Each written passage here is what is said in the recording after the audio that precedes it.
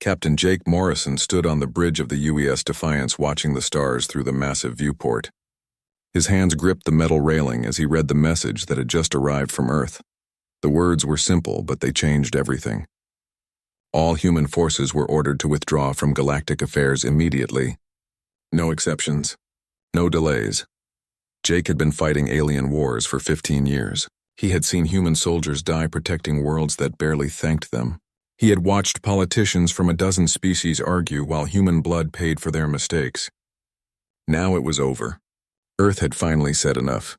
The communication officer turned toward him. "Sir, the Galactic Council is requesting an immediate response." "They want to know if the withdrawal order is real?" Jake almost smiled. After 300 years of using humans as their personal army, the aliens thought this was just another negotiation tactic. They could not imagine that Earth might actually walk away. "Tell them the order stands," Jake said. "All human military units will be returning home within 6 months." On the planet below, Jake could see the lights of New Geneva. It was a human colony that had grown into a major trading hub. Soon it would be empty.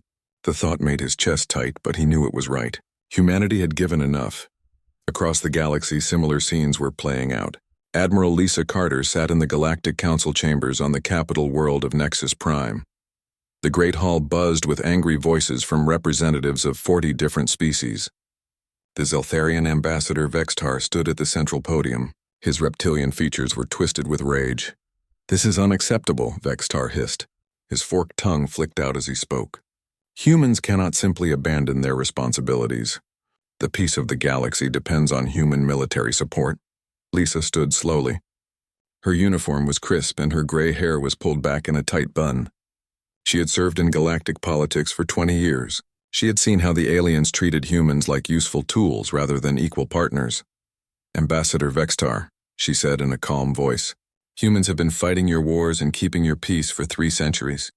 We have lost millions of soldiers protecting worlds that are not our own. We have spent fortunes building defenses for species that barely acknowledge our sacrifice." The hall erupted in protests. A Korthak general named Thax slammed his massive fist on his desk.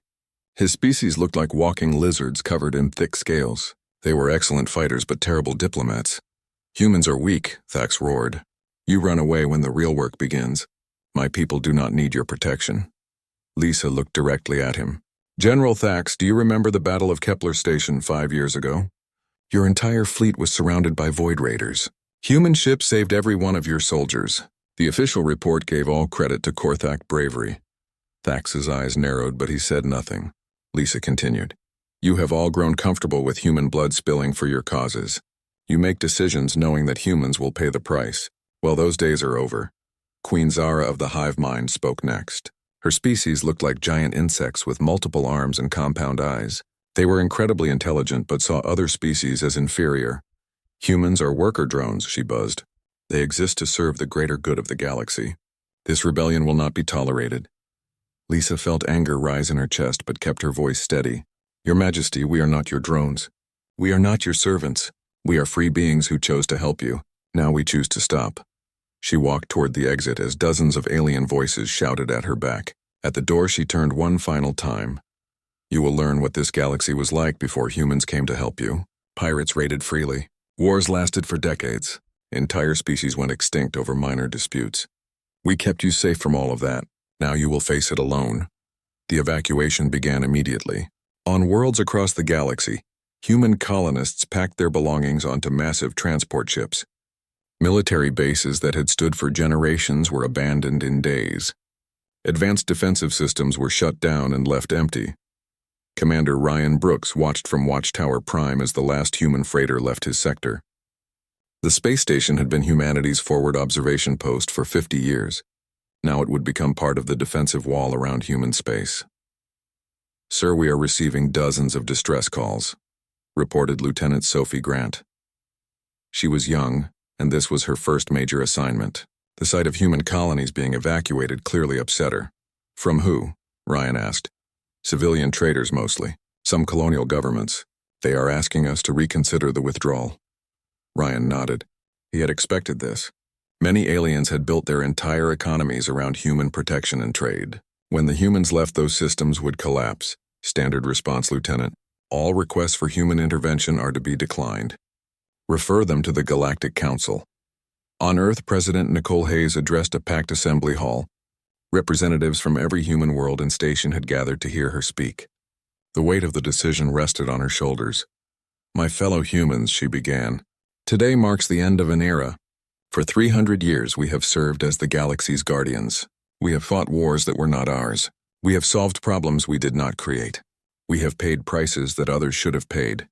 The hall was silent. Everyone understood the magnitude of what was happening. The aliens who benefited from our sacrifice called us servants. They treated our soldiers like disposable tools. They took credit for victories won with human blood.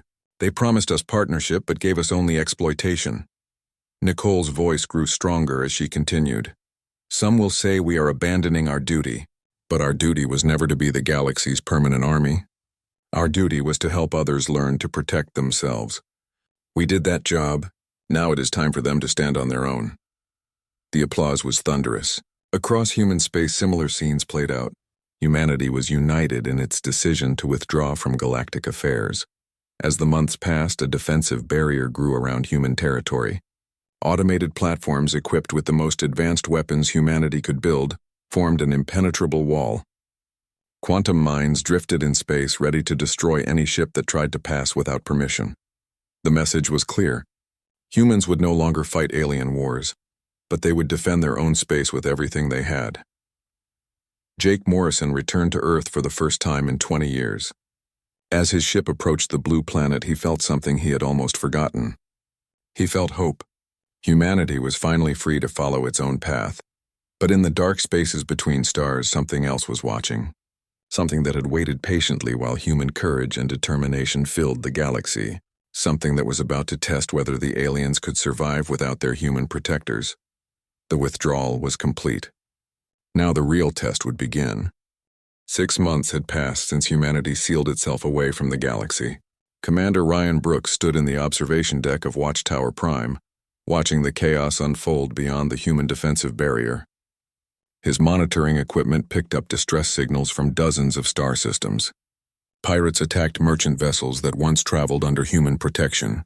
Border disputes flared between species that had been peaceful neighbors for decades.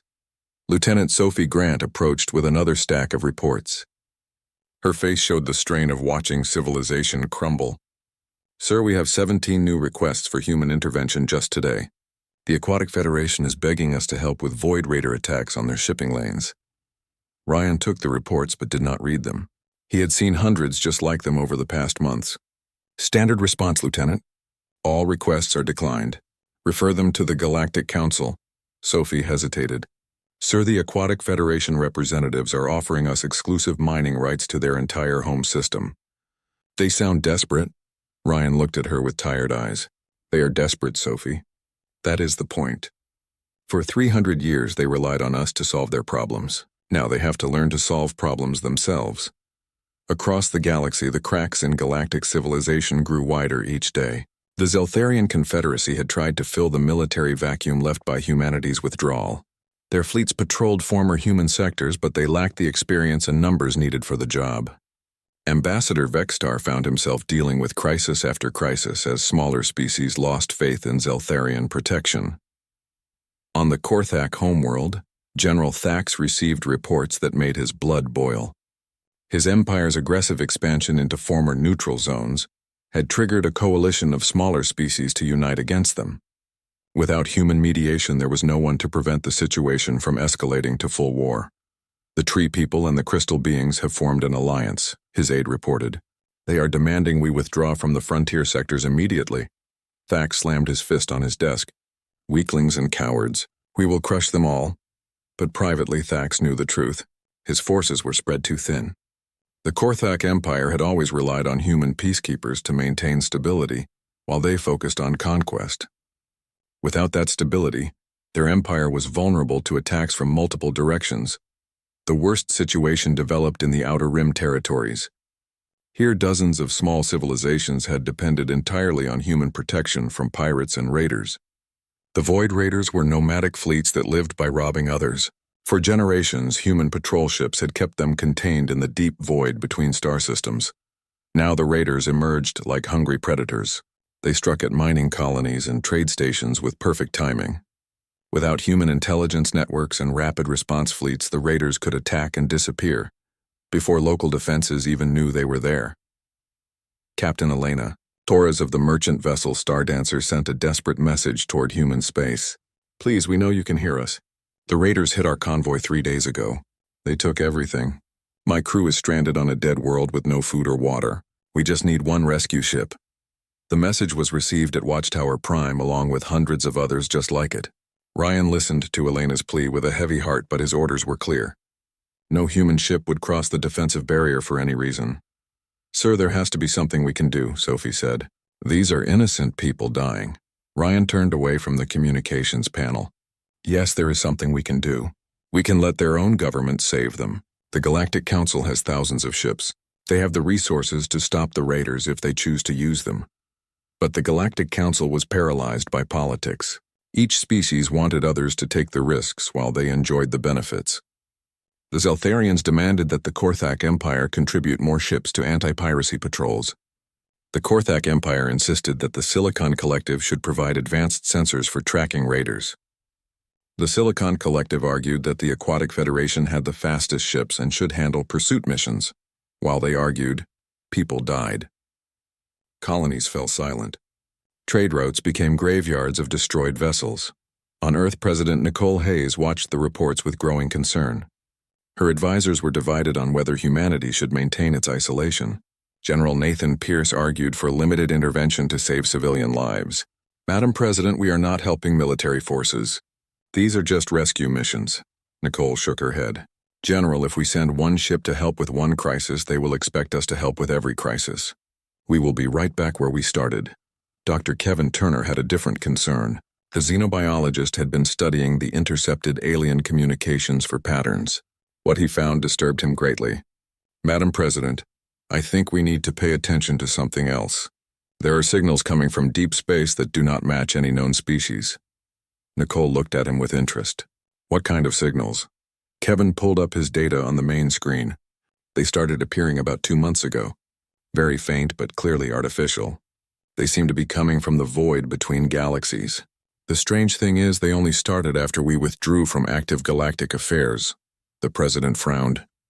"You think our withdrawal triggered something? I think our presence was preventing something. These signals suggest movement of very large objects. Each signal source is roughly the size of a small moon." General Pierce leaned forward. "Could they be ships? If they are ships, they are unlike anything we have ever seen. The energy signatures are completely foreign." While humanity debated these mysterious signals, the galactic crisis continued to worsen. The first major war in 300 years erupted when the Korthak Empire attacked a coalition of smaller species. The battle lasted for weeks and left millions dead.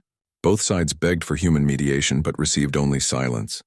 Queen Zara of the hive mind watched her territory shrink as neighboring species took advantage of the chaos to settle old grievances.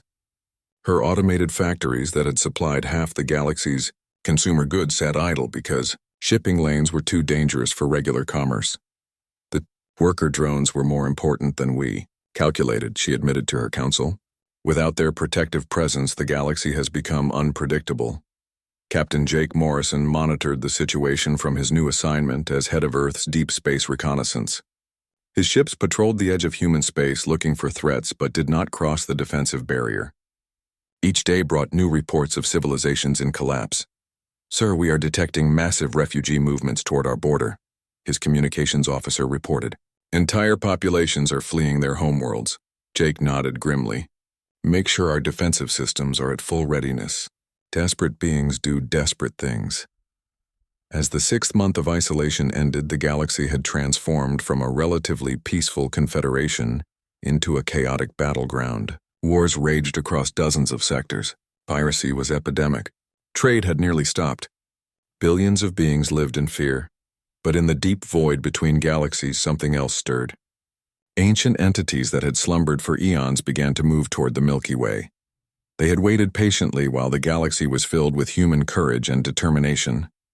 Now that protective presence was gone and they sensed opportunity, the real test was about to begin. Dr. Kevin Turner stared at his screen in disbelief. The Deep Space Monitoring Station had just lost contact with the mining world of Kepler 442c. Not a communication blackout or equipment failure. The planet was simply gone. 3 million inhabitants had vanished without a trace. Run the scan again, Kevin ordered his assistant. Check for debris fields or energy signatures. The results were the same. Empty space where a thriving mining colony had existed just hours before. No wreckage. No distress signals. No indication of what had happened. It was as if someone had erased the planet from existence. Kevin immediately contacted Earth Command. Within an hour, he was speaking directly to President Nicole Hayes. Madam President, we have a serious problem. An entire world has disappeared, Nicole frowned. Disappeared how? Was it destroyed? No, ma'am. Destroyed planets leave debris. This is different. The planet and everything on it is simply gone. Space-time in that region shows signs of severe distortion, but we have never seen anything like this before. General Nathan Pierce joined the emergency meeting. Doctor, could this be some kind of new alien weapon? Maybe the Korthak Empire developed something during their recent wars. Kevin shook his head. General, the energy requirements to make an entire planet disappear would be beyond any known technology. This is something else entirely. Captain Jake Morrison was assigned to lead a stealth reconnaissance mission to the Kepler system. His ship, the UES Shadow, approached carefully using every stealth system humanity possessed. What they found defied understanding. Captain, you need to see this, his science officer called out. Lieutenant Amy Foster had served on exploration missions for 10 years, but her voice shook with fear. On the main screen, Jake saw something that made his blood run cold. Massive biomechanical entities drifted through space where Kepler 442c had been. They were the size of small moons, but clearly alive. Their surfaces pulsed with strange energy, and tentacle-like appendages reached out in all directions. Are they ships? Jake asked. Amy ran every scan she could think of. Sir, I am reading organic and mechanical components fused together in ways that should not be possible. These things exist partially in normal space and partially in something else. My instruments cannot get consistent readings. One of the entities began to move toward them. Jake ordered an immediate retreat, but as they fled, he saw something that would haunt his dreams. The creature opened what might have been a mouth, and space itself seemed to bend inward. Matter dissolved into energy and vanished into the creature's maw. They eat reality itself, Amy whispered. Jake pushed his engines to maximum power. Get us out of here. Send everything we recorded to Earth immediately. Back on Earth, the data from Jake's mission caused panic among the military leadership. Dr. Kevin Turner worked around the clock analyzing the recordings. What he discovered was worse than anyone imagined. These entities have been waiting in the void between galaxies for millions of years, Kevin explained to an emergency session of Earth's leadership. They feed on matter and energy, but more than that, they consume the basic structure of space-time itself. President Hayes looked pale. What kept them away before? Kevin pulled up his research. I believe it was us. Human emotions generate a unique psychic field. Courage, determination, hope. These emotions create vibrations in space-time that these creatures cannot tolerate. For 300 years, human presence filled the galaxy with these protective emanations. General Pierce understood immediately. When we withdrew, we took that protection with us. Exactly. The galaxy is now defenseless against these devourers. The first official contact between the Devourers and galactic civilization came 3 days later. A Zeltharian patrol fleet encountered a group of 5 entities near the Rigel system. The engagement lasted less than 10 minutes. The Zeltharian ship simply ceased to exist. Ambassador Vextar received the reports with growing terror. These were not enemies that could be reasoned with or defeated through conventional warfare. They were forces of nature that consumed everything in their path. Contact the humans, he ordered his staff. Tell them we need to discuss the current situation.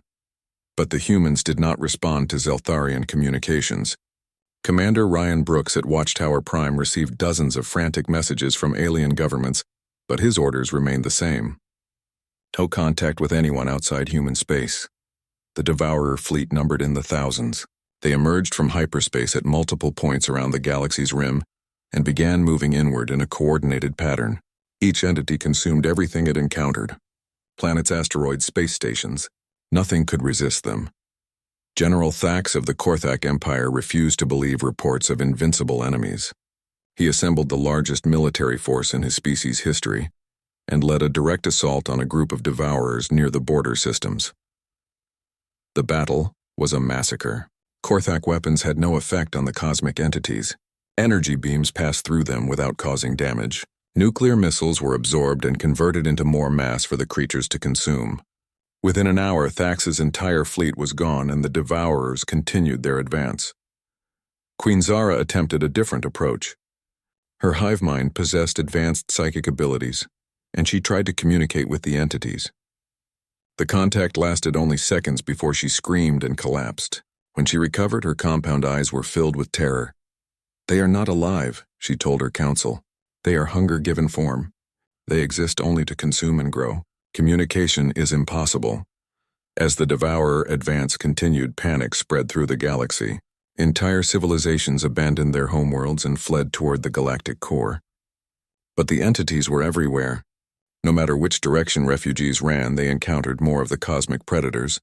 The Aquatic Federation tried to hide in deep ocean worlds, thinking the Devourers might not detect underwater cities. They were wrong. The entities consumed the oceans along with everything else. Water became energy, and energy became nothing. Dr. Kevin Turner made another disturbing discovery as he analyzed the Devourer attack patterns. They are not just consuming randomly. They are following specific routes that will eventually converge on one location. President Hayes studied the projection he had created. Where do all the routes meet? Kevin highlighted a star system that glowed blue on the display. "Here, the Sol system. They know where we are and they are saving us for last." The realization hit everyone in the room at the same time. The Devourers were not just cleaning up the galaxy. They were eliminating all opposition before launching their final attack on humanity itself. "How long do we have?" Nicole asked. Kevin ran the calculations. "At their current rate of advance, approximately 6 months. Maybe less if they accelerate." General Pierce stood up. "Then we need to start preparing Earth's defenses immediately." But everyone in the room knew the truth.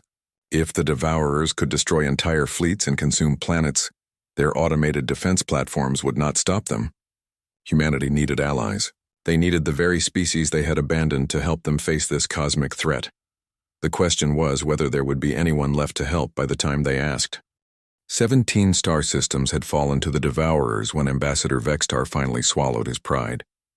The reptilian diplomat who had once called humans servant drones now stood before the defensive barrier at the edge of human space. His ship was one of dozens carrying representatives from every surviving civilization in the galaxy. "Humans of Earth," Vextar broadcast on all frequencies. "I am Ambassador Vextar of the Zeltharian Confederacy.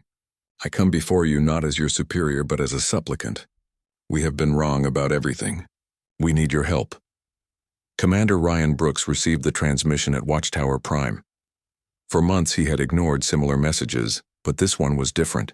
The arrogance was gone from Vextar's voice. In its place was genuine fear and desperation. "Sir, what are our orders?" Lieutenant Sophie Grant asked. She had been monitoring the Devourer advance and knew how bad the situation had become. Ryan stared at the alien ships gathered outside the defensive barrier. "Forward the message to Earth Command.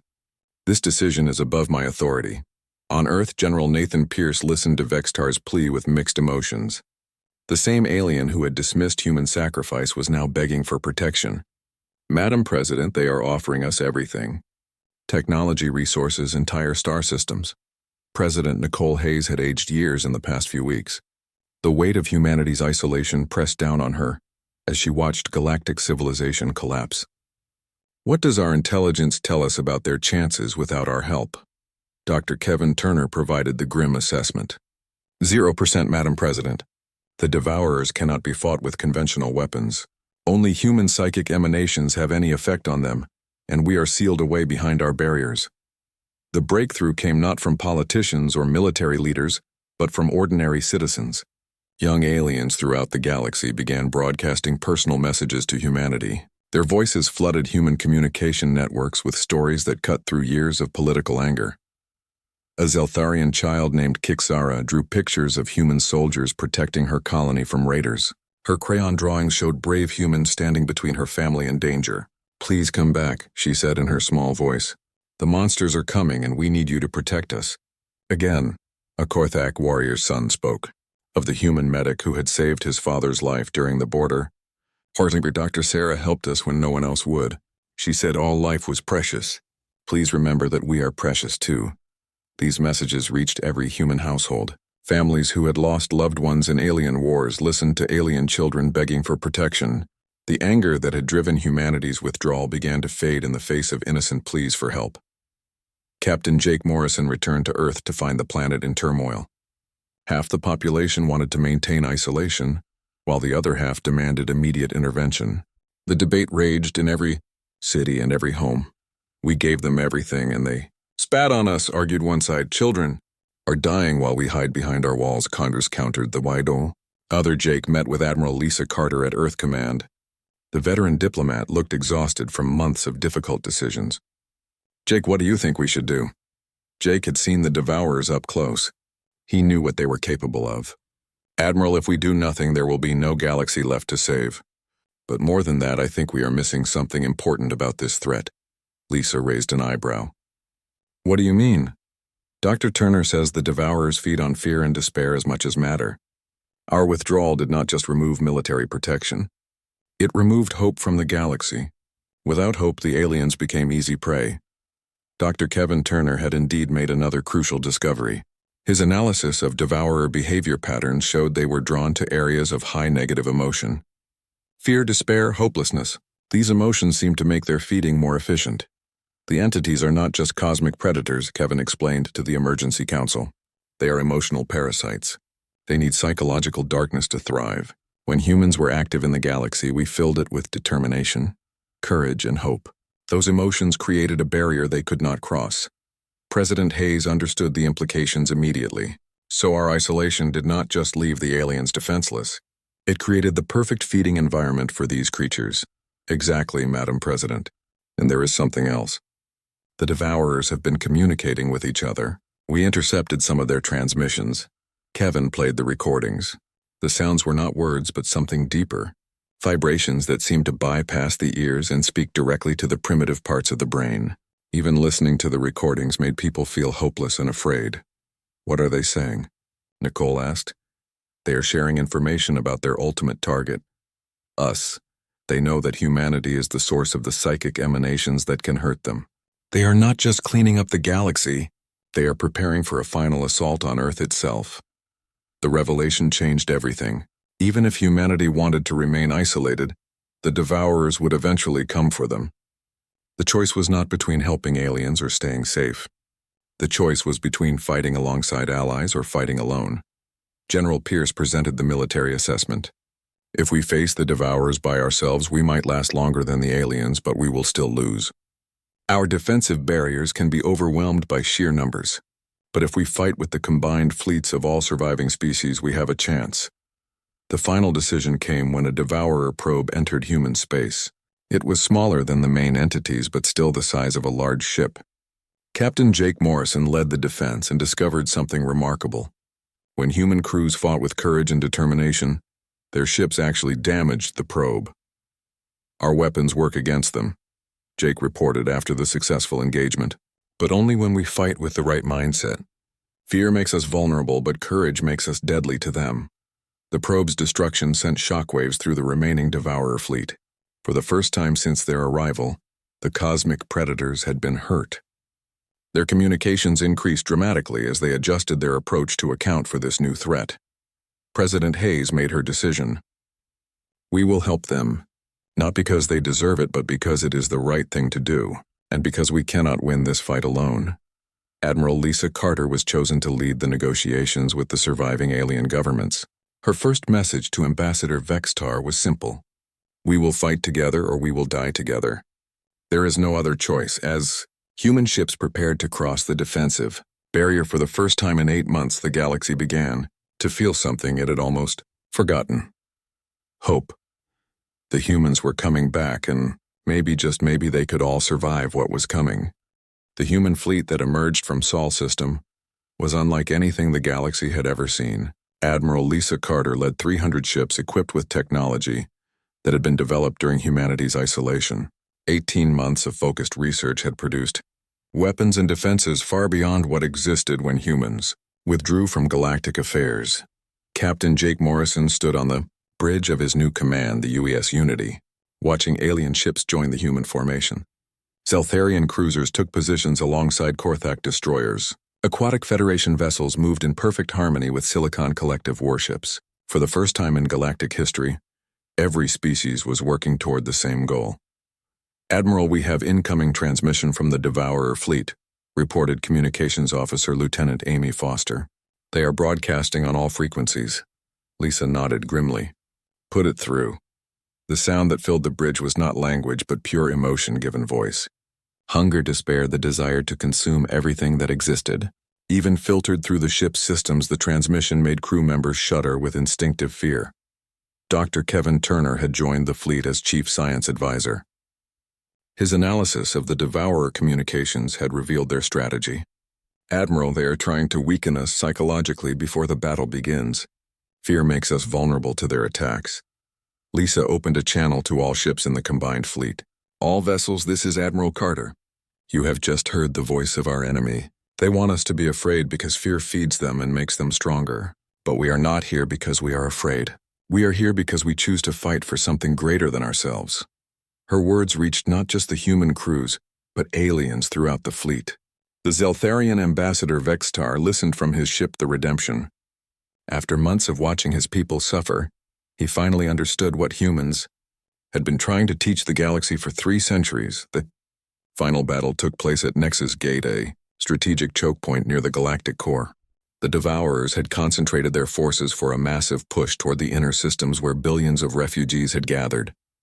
If the gate fell, nothing would stop the cosmic predators from consuming what remained of galactic civilization. Captain Jake Morrison led the first wave of attack ships directly into the Devourer formation. The cosmic entities were even more terrifying up close than his previous encounters had suggested. Reality bent around them as they moved through space like living wounds in the fabric of existence. "All fighters concentrate fire on the lead entity," Jake commanded. "Remember, courage makes our weapons effective. Fight with purpose and we can hurt them."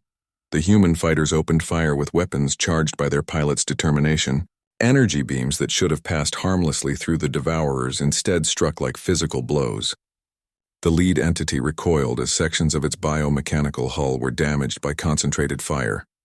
But the Devourers fought back with weapons that defied understanding.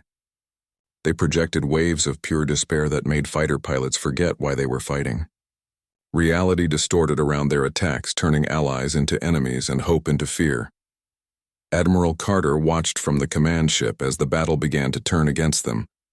Despite their courage and improved weapons, the combined fleet was still outnumbered 10-1. The Devourers were learning to adapt to human psychic attacks and beginning to overwhelm their defenses. "Admiral, we are losing ships faster than we can replace them," General Pierce reported from the tactical station. "The aliens are fighting bravely, but they do not generate the same psychic emanations that humans do." Dr. Kevin Turner had been monitoring the psychic energy levels throughout the battle. What he discovered changed everything.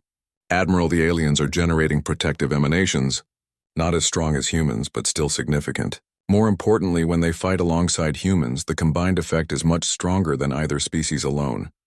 Lisa understood immediately. It is not just human emotions that can hurt these things. It is hope itself, regardless of the species that feels it. She opened communications to every ship in the fleet. "All vessels, this is your admiral. We are not just human ships with alien support. We are one fleet fighting for one cause. Every species here has something precious to protect. Fight for that and we can win this battle." The change was immediate and dramatic. Korthek warriors who had spent their lives conquering others now fought to protect the weak. Zeltharian pilots who had viewed other species as inferior flew wing coverage for ships they once would have ignored. The Silicon Collective shared their advanced sensors freely while the Aquatic Federation provided medical support to anyone who needed it. The combined psychic emanations from the United Fleet created something new in galactic history. Not just human hope or alien determination, but a shared conviction that all life was worth protecting. The effect on the Devourers was devastating. The cosmic entities began to retreat as waves of unified hope and courage washed over them. Their biomechanical forms started to destabilize as the very emotions they fed on turned toxic to their existence. One by one, the massive predators began to collapse back into the void between dimensions. Captain Jake Morrison pursued the retreating Devourers to the edge of galactic space. As the last entity disappeared into hyperspace, he received a final transmission. Not words, but a psychic impression of frustrated hunger, and a promise that they would return when hope faded from the galaxy again. "Admiral, the Devourers have withdrawn beyond our sensor range," Jake reported. "I think we won." The celebration that followed was unlike anything the galaxy had ever experienced. On worlds throughout known space, beings of every species gathered together to mark their survival. The differences that had divided them for millennia seemed unimportant compared to what they had accomplished together. Ambassador Vextar requested permission to address the human fleet directly. "Admiral Carter, on behalf of every species in this galaxy, I must apologize. We treated you as servants when you were our greatest teachers. We took your protection for granted when we should have learned from your example." Lisa smiled for the first time in months. "Ambassador, we all learned something important today. No single species is strong enough to face the universe alone, but together we can overcome any threat." The new galactic alliance that formed after the war was built on principles that humanity had tried to teach for 3 centuries. Every species contributed according to their abilities, and every species was protected according to their needs. Humans served as coordinators and mediators, but the burden of galactic defense was shared by all. Commander Ryan Brooks was promoted to head the new Deep Space Monitoring Network. His job was to watch for signs that the Devourers or similar threats might return. As he established sensor stations throughout the galaxy, he reflected on how much everything had changed. Dr. Kevin Turner founded the Institute for Psychic Defense, research where human and alien scientists worked together to understand how emotions could be used as weapons against cosmic threats. Their work would ensure that the galaxy never again became vulnerable to entities that fed on fear and despair. Years later, Admiral Lisa Carter stood before the rebuilt Galactic Council as humanity's representative. The Great Hall was filled with beings from hundreds of worlds, all working together for the common good. It was everything humans had hoped to achieve when they first ventured into space. "The universe is vast and full of wonders and terrors we have yet to discover," she told the assembled delegates.